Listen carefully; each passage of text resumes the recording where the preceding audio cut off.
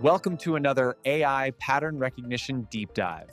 Today, we are setting aside the usual headlines about general-purpose AI. We are. We're focusing on something far more integrated, I think, more structural, and, well, potentially far more consequential for the future of human society. I agree. We are diving into a comprehensive examination of regulatory structures AI, or RSAI. And this is, it's a massive undertaking captured in these sources. The material defines RSAI not as just a piece of software or, another AI tool you might use for creative tasks. Right. It's not about making images or writing emails. Exactly. This is a foundational integrated framework. And the vision is startling. It's a dynamic system designed to guide and inform human decision-making across, well, all domains of existence. All domains is a big claim. It is. We're talking from the microscopic level of your individual health pathways right up to the macroscopic level of global environmental sustainability. Okay, let's unpack this because integrated framework sounds a little bit like a polite way of saying a digital nervous system for humanity. That's a very good way to put it. So if this system touches everything, what's our mission for this deep dive? We can't possibly cover every single application. No, we can't. Our mission is to distill the core mechanics. We need to answer 3 critical questions for you, the listener. Okay. First, how does this system actually identify, monitor, and predict patterns at a scale we've never seen before? The how. Second, what kind of data is it consuming to make all this possible? The fuel for the engine. Right. And third, most importantly, what are the specific quantifiable examples of the guidance it provides? How does it translate billions of data points into a simple, actionable recommendation for a person, or for that matter, a global policy shift? So at its conceptual core, RSAI is really defined by that word, integration. It is. It's the synthesis of AI's, raw computational power for pattern recognition. Right. Combined with this real-time continuous monitoring. Exactly. And that combination is what lets it move beyond just static data analysis. It creates adaptive regulatory structures. Adaptive, so it changes. It changes. This system doesn't just predict an outcome. It learns from that prediction, it measures the actual outcome, and then it dynamically adjusts its own understanding and its guidance. It evolves with the world it's monitoring. Guide, learn, predict, adapt. That definition leads us right into the 5 foundational functions of RSAI that the sources detail. These are like the non-negotiable roles the system has to fulfill. The first one is the most foundational, identifying patterns. Okay. This means recognizing both the regular rhythms and, crucially, the anomalies across 5 main domains: human behavior, biological systems, economic activity, environmental changes, and social structures. So it's looking for the fundamental grammar of reality, in a way. That's a perfect way to describe it. And that identification requires the second function, monitoring in real time. You can't adapt if you're looking at last month's report. You absolutely cannot. This needs continuous collection and rapid analysis of data from just vast, diverse sources to understand the current state of any system right now instantaneously. Which logically leads to the third function, predicting outcomes. It's the next step. Using that deep historical context and the real-time data stream, RSAI forecasts future scenarios. And this isn't a crystal ball. Right. It's highly sophisticated probabilistic modeling. It simulates potential futures based on how it sees patterns progressing. And then comes the utility, the action part of it, providing guidance. This is the output. This is what you see. It could be a personalized recommendation, like suggesting the optimal time for you to do your most effective work. Or it could be a massive systemic insight delivered to policymakers, like where to most efficiently place solar farms based on predicted climate shifts over the next 20 years. And finally, the 5th function, which is the one that makes the whole system adaptive. Self-correction. Self-correction. We touched on this. RSAI measures the actual outcome of its guidance against the predicted one.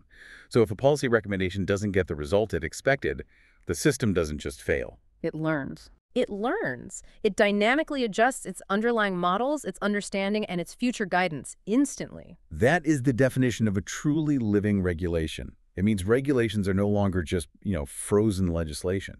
They're living, adaptive protocols that update themselves based on objective performance data. Precisely. So the system is technically brilliant. But let's step back for a second and address the bigger, more philosophical question here. Why do humans, who have historically been champions of chaotic self-determination, need this kind of systemic guidance? Well, the sources frame RSAI as necessary because it fulfills these core, unaddressed human needs in modern life. Okay, like what? The first is a lack of clarity. The argument is that we struggle to see the complex web of patterns influencing our own lives, our habits, the invisible environmental stressors, the unseen market forces. RSAI is designed to hold up a highly detailed mirror to clarify those patterns for you. And once you have that clarity, you gain what the source calls true agency. Yes. It's not about dictation, it's about empowerment. So it's not telling you what to do, it's showing you the options. It's giving you comprehensive data-driven context. This allows people to make truly informed decisions rather than relying on guesswork or, emotional reactions or just incomplete information.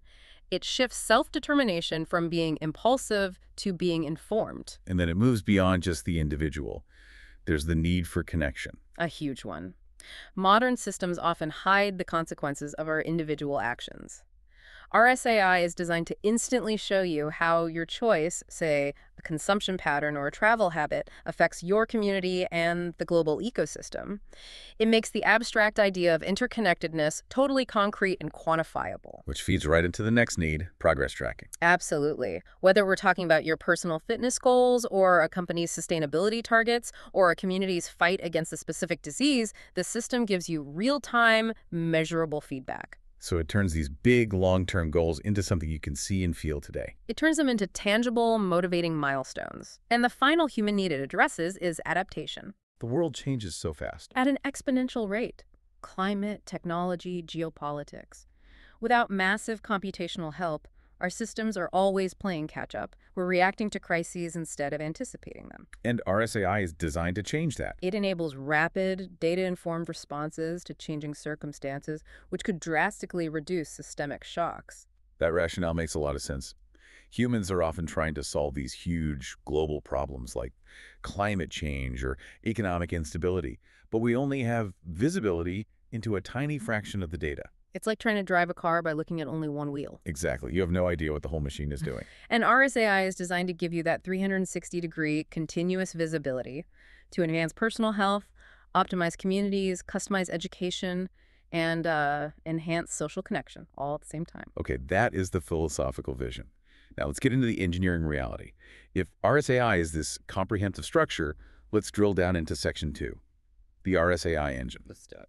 What are the technologies running underneath the hood? And what level of data consumption are we really truly talking about here? Well, it starts with the core technologies behind the pattern recognition, the specific types of machine learning that form the intelligence layer. The sources get very specific here. They detail the learning paradigms that are necessary for RSAI's breadth. They do. We see the classic framework first, supervised learning, which trains the AI on labeled historical data. So that's like showing it millions of health records linked to specific outcomes. Exactly, to predict simple results, like disease risk based on clear inputs. Then you have unsupervised learning, which is vital for spotting new emergent patterns without explicit labels. That sounds critical for something like RSAI Econ, discovering unpredicted consumer trends. Or anomalies in social media sentiment. It's crucial. And then for the adaptive nature we talked about, there's reinforcement learning. The trial and error part. Yes, the trial and feedback mechanism. If RSAI suggests a new policy to reduce traffic congestion, the reinforcement learning model can implement it in a simulation, observe the results, get a reward or a penalty, and then optimize its guidance strategy. That's what drives the self-correction function. It's the engine of it. But for the really complex systemic problems RSAI tackles, we have to move into deeper, more powerful architectures. The source highlights deep learning, using those multi-layered neural networks. Deep learning is essential for processing the massive unstructured data sets, like analyzing millions of satellite images for deforestation, or thousands of hours of speech for subtle mental health indicators. But the truly critical component for systemic analysis is the use of transformer models. Okay, why are transformer models so key here? Especially when you're dealing with sequential data, like heartbeats or stock market movements over time. Transformers are an advanced architecture specifically designed to understand context and long-term dependencies in that kind of sequential data. So not just what happened now, but how it connects to something that happened a year ago. Precisely. RSAI needs to know how events interact over time. For instance, tracking how a single policy decision made by a government 5 years ago is rippling through the economy today, influencing job growth in certain regions. Transformers can map those causal time-delayed relationships far better than simpler neural networks. So these advanced tools let RSAI interpret complexity in very specific ways. It's not just spotting two things that happen together. It's so much more than that. The capabilities listed are very precise. RSAI uses intensive time series analysis to understand temporal patterns, how your sleep pattern changes month to month, or the oscillation of commodity prices. And then there's a geographical component. Spatial pattern recognition. This is for geographic and environmental data, understanding how air quality on one city block affects the health metrics of the people living right there. Then you apply a social lens with behavioral clustering. Yes, this is critical for grouping social and individual patterns. It helps the system identify shared habits, potential risk groups for certain health or financial issues, or emerging social trends, and crucially, it employs anomaly detection. Flagging something that's out of the ordinary. Instantly. It flags any deviation from established norms, which might be the first warning sign of a system failure or fraud, or an emergent disease outbreak. And then the ultimate distinction, the one that requires just immense computational power, causal inference. This is the holy grail. RSAI has to move beyond mere correlation to understand the relationships, the why behind one event leading to another. So it's not just that ice cream sales and shark attacks rise together in the summer. It understands the underlying cause. Hot weather drives both events independently. Applying that level of understanding to economics or social policy means you can finally start to understand the true levers of change. But to get that level of causal inference and real-time guidance, the system needs a digital fuel supply on an unimaginable scale. Let's talk about the integration of these data streams, because the source outlines a data appetite that is, well, it's complete. The scale is broken down into 3 cascading levels, and it starts with the deeply intimate, personal level data. This is where the sheer magnitude of the monitoring really sinks in for me. We are talking about granular, continuous biometrics streamed from wearable devices, heart rate variability or HRV, continuous temperature, blood oxygen, activity metrics, detailed sleep cycles, It's everything. and more. It includes smartphone usage patterns, real-time financial transactions, comprehensive health records, location data, even communication metadata. The goal is to create a complete, continuously updated digital mirror of an individual's life. Reflecting their physical, cognitive, and financial states, the ultimate quantification of self. Indeed. And then we scale up from there to the community-level data, which provides the vital context around you as an individual. What does that include? This would be aggregated social media activity, hyperlocal environmental sensor outputs, community health metrics like localized illness rates, educational outcomes data, economic indicators for just your town or district, and local crime statistics. So the system can see why a person's stress levels might spike. Is it something personal? Or is it because a community sensor detected a localized pollution spike? Precisely. And finally, we zoom all the way out to the truly global scope. This integrates data streams that define planetary conditions. This is where the 900 satellites come in. This is it. Satellite imagery, global climate data, vast ocean monitoring networks, biodiversity tracking, global economic indices, and real-time geopolitical event data. Wow. So that scale ensures that a decision about, say, optimizing a farming community in the Midwest can be informed by local soil sensors, regional economic forecasts, and global climate model predictions all at the same time. Every decision is inherently holistic. And that holistic approach is really the defining requirement of RSAI. It's Right. built to manage the complexity that our human brains just cannot handle. Exactly. This brings us to what I think is the most illuminating part of our deep dive, the specific applications. How does this massive integrated pattern recognition engine translate into real guided outcomes? We've got 6 major categories, each with a very detailed, quantifiable example. Okay, let's start with the immediate and personal. RSAI, health, predictive and personalized wellness. The individual monitoring here is revolutionary, goes so far beyond a simple fitness tracker. We're talking about continuous biometric analysis that detects subtle physiological changes. For instance, Spotting silent arrhythmias, or identifying the early signs of an infection from a small but persistent change in your resting heart rate and temperature hours before you even feel sick. and the sources say it integrates less obvious data too, right? Like speech patterns. Yes, what's particularly advanced is using microvibrations and speech pattern analysis from your smartphone to identify subtle shifts that are indicative of mental health decline or rising anxiety. It also tracks medication adherence and can customize dose timing based on your body's real-time metabolic patterns. But the real power, I think, lies in the predictive analytics. This system combines genomics, lifestyle data, and environmental inputs to perform hyper-personalized disease risk forecasting. The focus is overwhelmingly preventative. It's about monitoring patients after they leave the hospital to reduce readmission rates, which is a huge drain on health systems, and detecting the early pre-symptomatic progression of chronic diseases. Like diabetes or Alzheimer's. Exactly, allowing for intervention while the disease is still reversible or at least manageable. And then on a population level, RSAI is transforming public health strategies. Absolutely. It allows for highly localized epidemic outbreak tracking and prediction, helping authorities pre-stage vaccines or resources before cases even peak.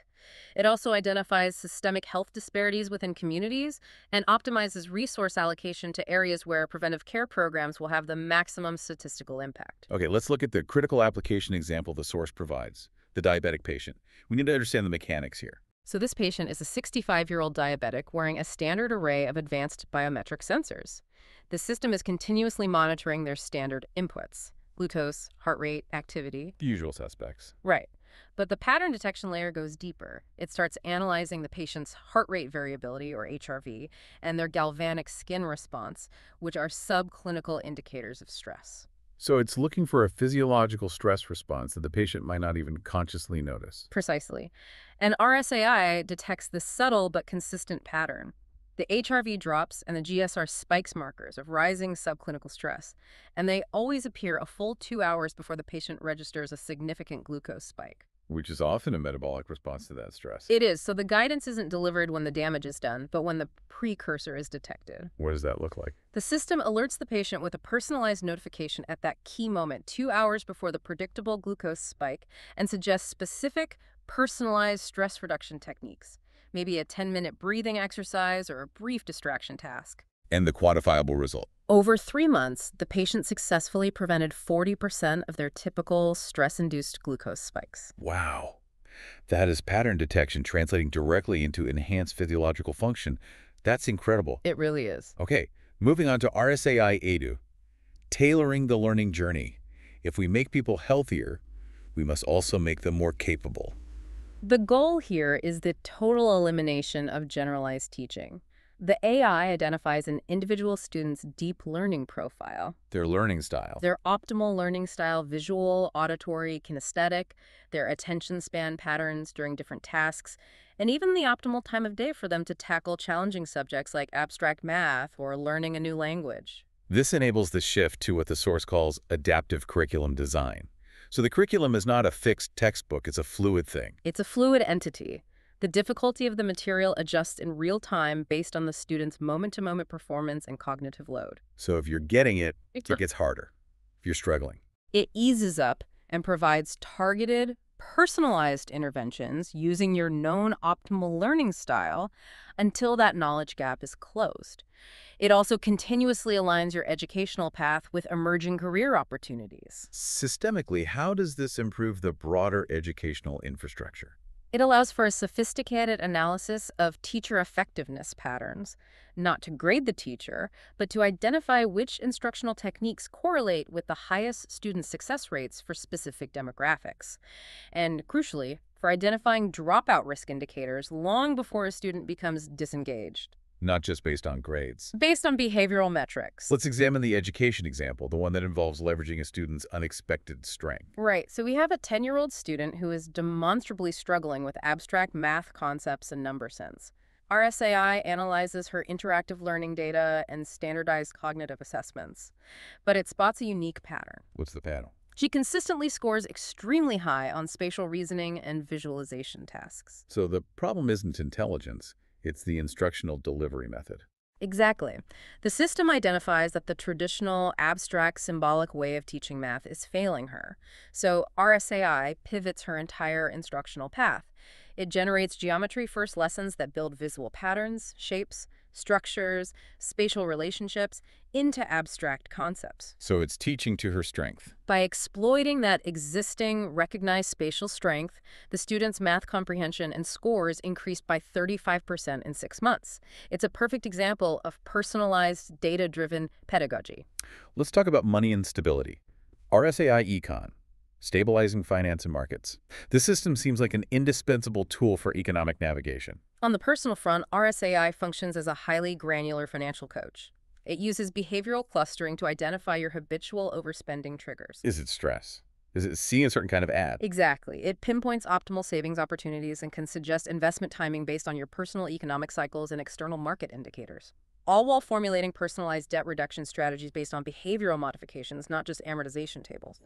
And when we look at the capital markets, the system's predictive accuracy here is, well, it's highly provocative. The sources cite some impressive figures for market pattern recognition.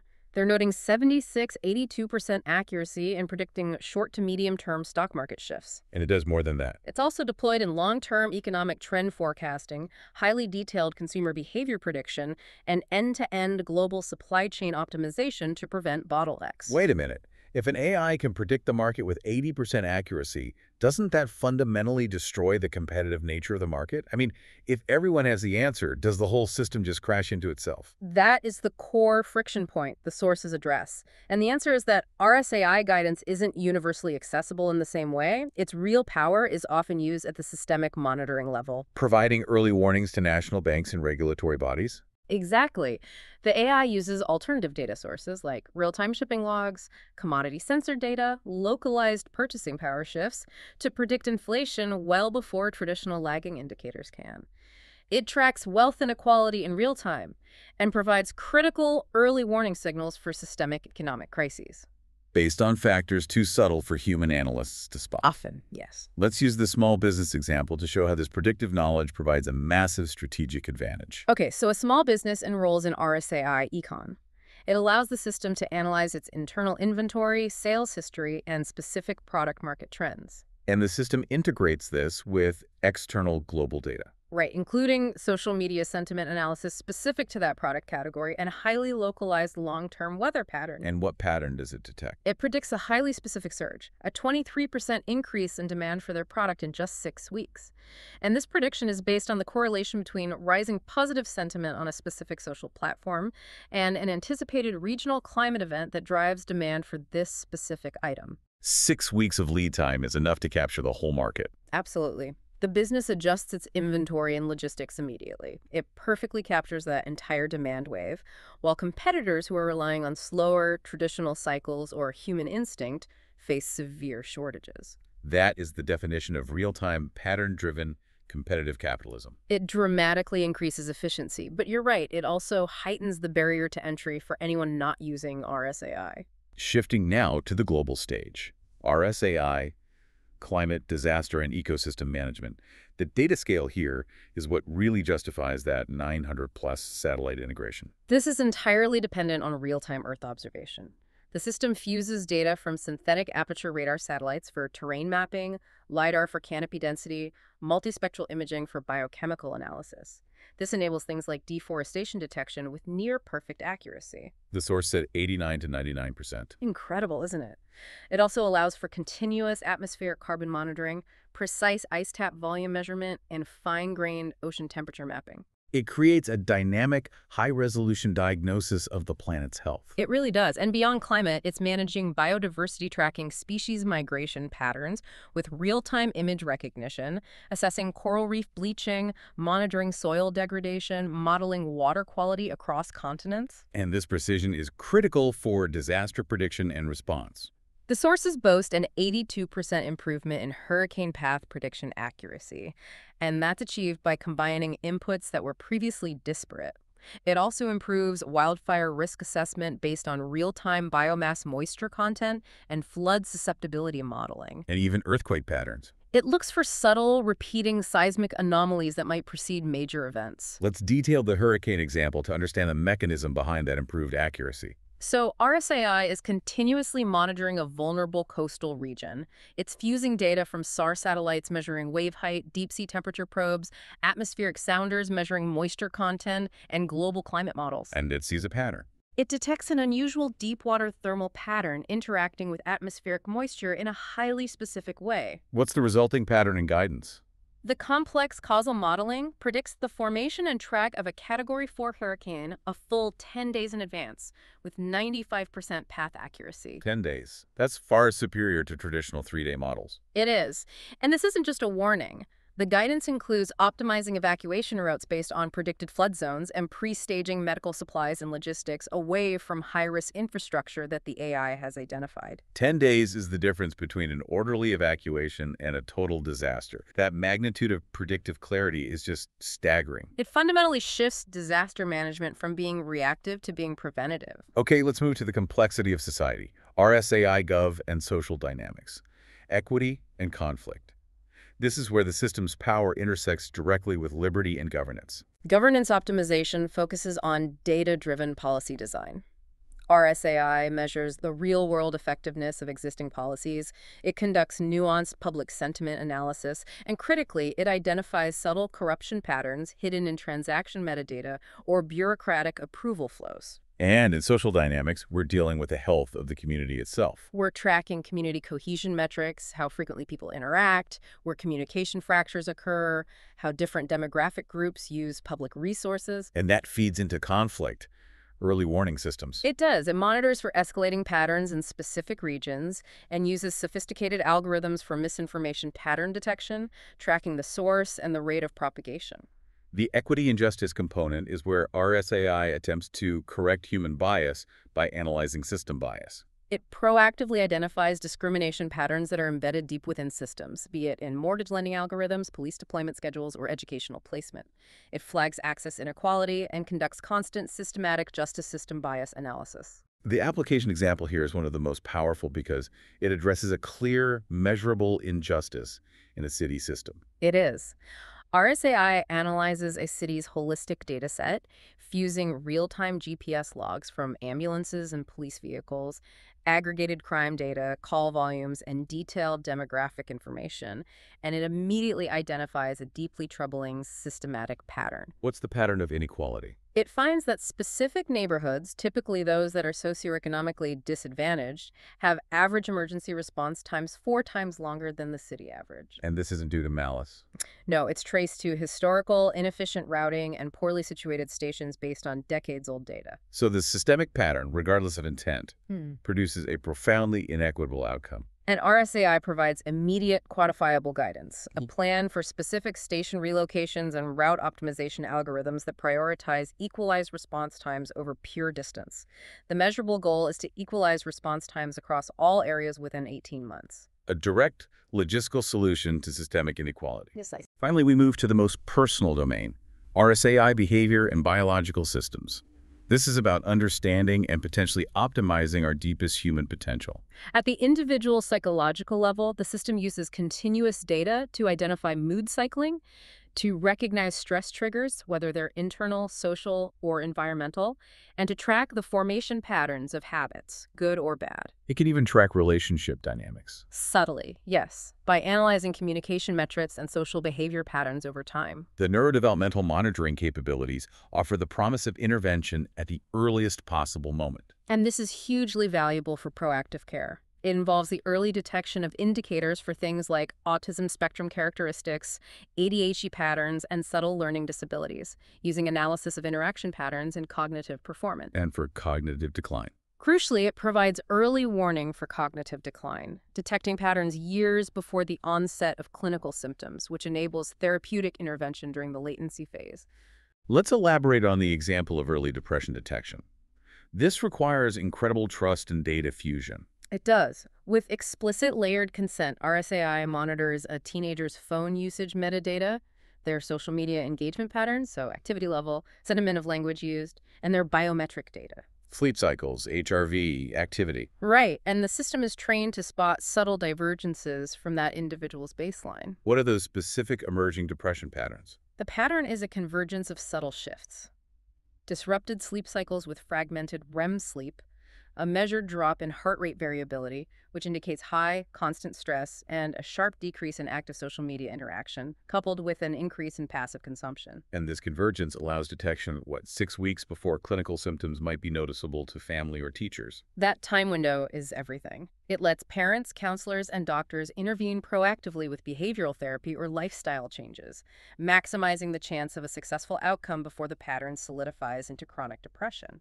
And the ultimate personalization happens in genetic and biological systems. RSAI uses your genetic data to perform pharmacogenomics, predicting exactly which medications will be most effective for you and which will cause adverse reactions. It eliminates the trial and error in drug prescription. It goes beyond that. It continuously assesses your microbiome health via specific biomarker analysis, tracks immune system efficiency, and monitors dozens of aging biomarkers to recommend personalized longevity protocols. Let's focus on the genetic risk reduction example. This shows the leap from general risk assessment to specific, actionable guidance. So RSAI analyzes a patient's full profile, their genetic predisposition, their measured microbiome composition, and their observed lifestyle patterns. Based on this complete picture, the system initially predicts a very high 67% likelihood of developing type 2 diabetes within the next 10 years. A diagnosis that would typically just result in generic lifestyle advice, but RSAI is specific. The system identifies personalized interventions tailored specifically to that patient's biological fingerprint. It might suggest a specific probiotic strain proven to modulate glucose metabolism based on their genetic profile, combined with a precise modification of their sleep patterns to optimize insulin sensitivity. And the result of that targeted intervention. The risk likelihood drops dramatically from 67% to just 12%. This is predictive precision medicine in action. That completes our tour of the applications, and the sheer scope is difficult to comprehend. Now we have to transition to the reality of building this, the infrastructure, the limitations, and the critical need for trust. Let's move into Section 4, implementation, reliability, and building trust. The realization of RSAI requires an absolutely staggering technological foundation, what the source calls the implementation framework. Starting with the hardware requirements at every single level of society. At the personal level, we're relying on advanced sensors in wearables, not just step counting, but continuous HRV, temperature, blood oxygen, and precise sleep phase tracking. And our smartphones become data integration hubs. Exactly. Then you move to the ambient environment. Home sensors, IoT devices tracking air and water quality, energy use. Scaling out, the community infrastructure includes public sensors for pollutants, smart meters, agricultural monitoring stations, comprehensive traffic monitoring. And globally, we're back to the satellites. The extensive global systems, the 900-plus satellite network, deep ocean buoys, dedicated climate research stations, and seismic monitoring networks. That scale demands an equally robust software architecture. The sources outline a critical layered approach to managing this colossal data stream. And the foundation is the data layer. This layer ensures three critical functions: secure, encrypted collection of data at the source, massive real-time streaming to handle petabytes of data instantly, and robust interoperability standards so every sensor can talk to every other sensor. Above that sits the computational core, the AI processing layer. This is where the algorithms live. It manages the real-time inference engines, runs the predictive analytics models, and employs advanced natural language processing to interpret everything from policy documents to social media sentiment. This is where the causal relationships are sought out. And the user interface, the utility layer. The application layer. This includes the UIs for individual guidance, the professional dashboards for doctors, the detailed policy tools for governments, and community engagement portals. Given the intimacy of the data, your health, your finances, your location, the security layer isn't just important, it is existential. The security mandate is paramount and deeply technical. It mandates end-to-end encryption everywhere and relies heavily on something called federated learning. We need to clarify federated learning for the listener. It's critical for privacy. How does RSAI monitor individual data without putting all of our most personal information in one central, hackable database? Federated learning is the key privacy tool here. Instead of sending your raw, sensitive personal data like your real-time heart rate or exact location history to a central cloud server, the AI model is actually trained on your device. On my phone or my watch. Exactly. Only the insights learned by that local model, the optimized parameters, are sent back to the central server. And that information is immediately aggregated with anonymous insights from millions of other devices. Your raw data never leaves your device. That distributed learning model is essential. What other technical safeguards are mandated? Privacy-preserving computation techniques are used, ensuring analysis can be done without decrypting the data completely. It also employs blockchain for immutable audit trails of all data access and decisions, ensuring transparency alongside ubiquitous multi-factor authentication. Now let's inject some realism. This system sounds almost utopian, but what are the reality checks? Let's talk about the current performance metrics and the inherent limitations. The accuracy metrics vary based on the domain's complexity. In highly structured environments, performance is exceptional. Healthcare diagnosis and environmental monitoring show really high detection accuracy, often ranging from 89% to 99% in specific tasks. But the further the system moves into human, less predictable systems, the harder prediction becomes. Correct. Weather prediction, while vastly improved, sits at 76–82% accuracy. Economic forecasting, which deals with markets driven by human irrationality and geopolitics, ranges from 65–85%. And behavioral prediction. Highly context-dependent. It's cited at 75–90% accuracy, which means individual guidance is usually reliable, but collective prediction is a bit softer. And what are the crucial limitations the sources acknowledge? Where can the system fail? The primary challenge that its performance degrades significantly with unprecedented events, a global pandemic, a major geopolitical black swan event that defies all historical patterns. The system will struggle until it can gather new data and build new models. And the data has to be good. It fundamentally requires high-quality, comprehensive data. If the data streams are incomplete or inaccurate, garbage in, garbage out, the guidance will be flawed. Then there's the systemic challenge known as temporal drift. Temporal drift is a massive concern. Human behavior, cultural norms, environmental patterns, they all change over time. The patterns the AI identifies today might not hold true in 5 years. So it has to constantly relearn. The system must constantly discard or reweight old patterns as new human behaviors, new technologies, or new economic models emerge. Failure to adapt to temporal drift renders the system obsolete. To overcome these limitations and ensure public acceptance, the mandate for building trust is incredibly strong. What transparency measures are built into the RSAI framework? Transparency centers on explainable AI or XAI techniques. When RSAI gives you guidance, especially critical health or financial guidance, the system must generate a human-readable explanation sheet. It has to show its work.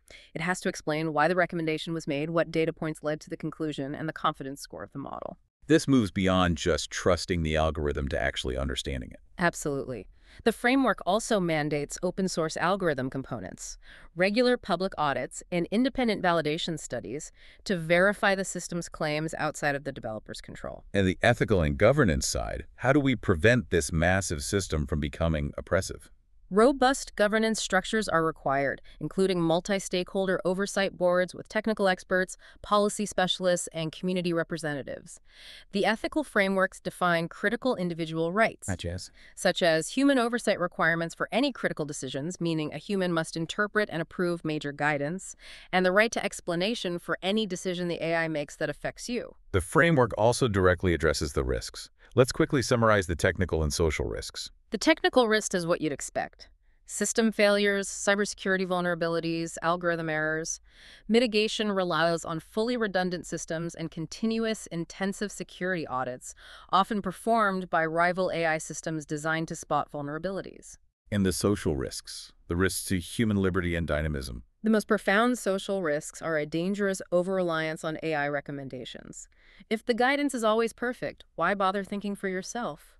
There's the risk of algorithmic discrimination if biases slip into the training data, and the potential for the digital divide to widen if access to this optimized guidance is unequal. How does the RSAI framework explicitly try to mitigate those huge social risks? Key strategies include thorough bias testing and correction of algorithms, establishing strict human-in-the-loop requirements.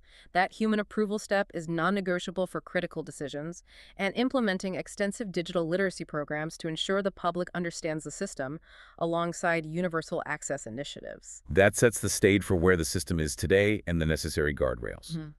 Now let's look forward. We're moving into Section V, the trajectory. Where is this system going, and what is its ultimate rationale? The source provides a clear timeline for the system's future evolution. The near term, 2025-2030, is focused on technological refinement and integration. We mentioned Edge AI earlier. How does that advance in this period?